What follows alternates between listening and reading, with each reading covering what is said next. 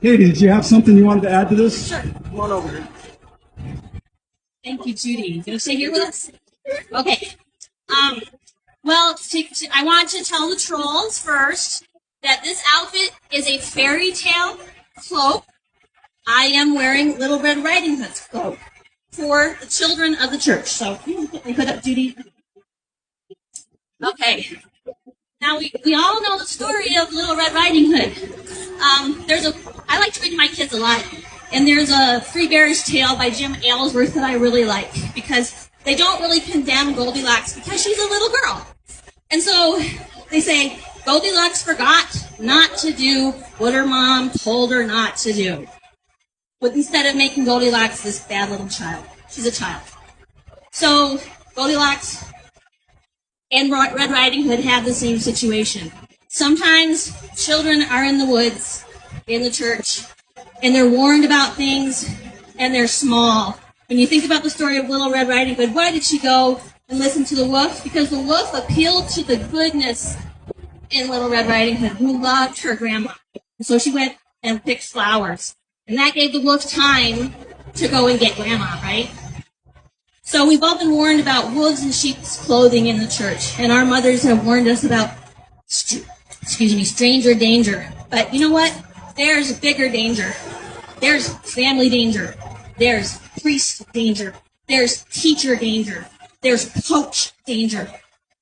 And our children need to be taught about those wolves. But you know, our experience has unfortunately taught that sometimes the wolf is in the office of the clergy member. And sometimes he's wearing the robes of the holy priesthood. I know you now. And you have to stop this now. So I'm wearing this for the little children. I'm wearing this for all the victims that have ever lived. I believe Emma was even a victim. Emma Smith, Joseph's wife. She didn't know she was getting married to Joseph Smith until the morning it happened. I think he had something on her. That's just my personal opinion. But what woman just goes and marries a man and elopes with him unless he had something on her? I am speaking for the women. I am speaking for the little boys. And what I'm doing is not wicked. You must stop this. Change the policies, or the whole world will see what you really are. And I'm not going to say it publicly, but I know. I have to take a break. The priest who raped me took me out of Girl Scout meetings on the pretense of individual religious instruction. Is that what this interview is? Individual religious instruction? So,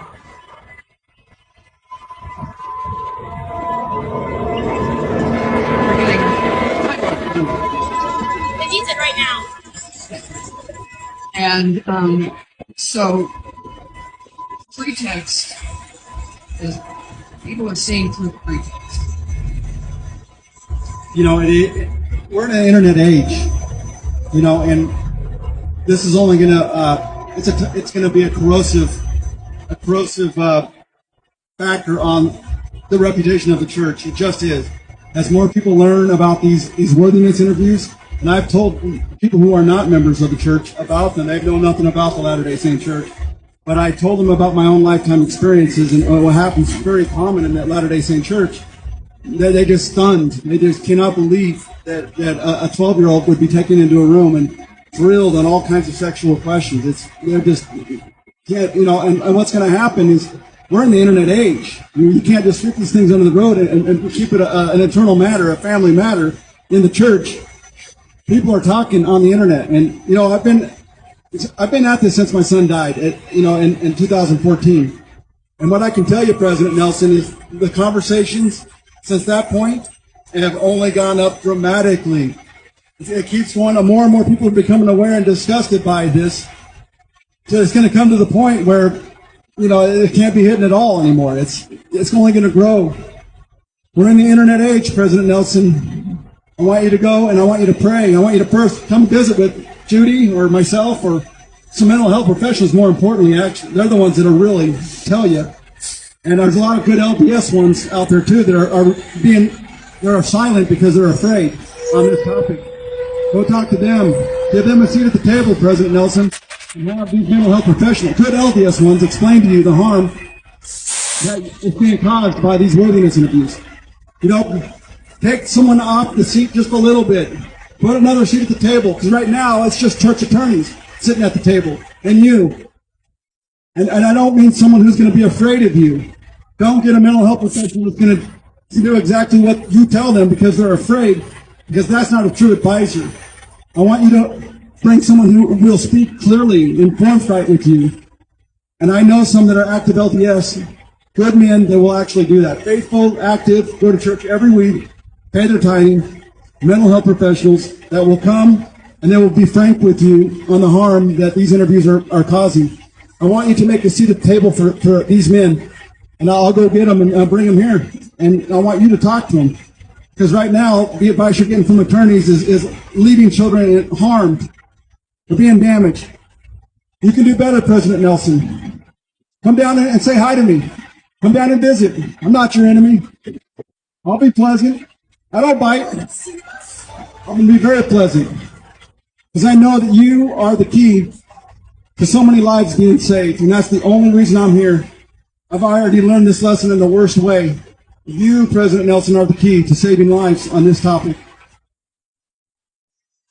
The other thing is that the slight fix that was done after Sam brought some light on what was happening with these interviews, telling a child they have the option to include a parent in these meetings. The parent might be the abuser. And so that's even more traumatic. So these interviews need to stop. You know, something with that being said, often victims are terrified and embarrassed to tell anybody. They're, you know, it's within themselves already, and they're already afraid. And you're right, it could be their parent, but it could be somebody else in the family, and they're afraid their parent won't believe them, like happened to you. So a parent is not an acceptable, not always, it could be, but it's not always a universal acceptable person to be in the room with them, because the parent may not support them.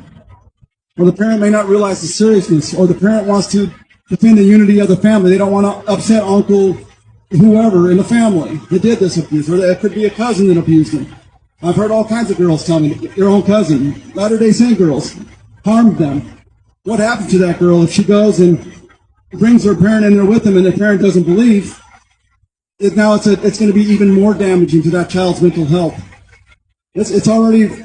I was always afraid of going in to talk to the church leaders. You know, I'm kind of a nervous guy, and, you know, there's a huge embarrassment of the abuse as well.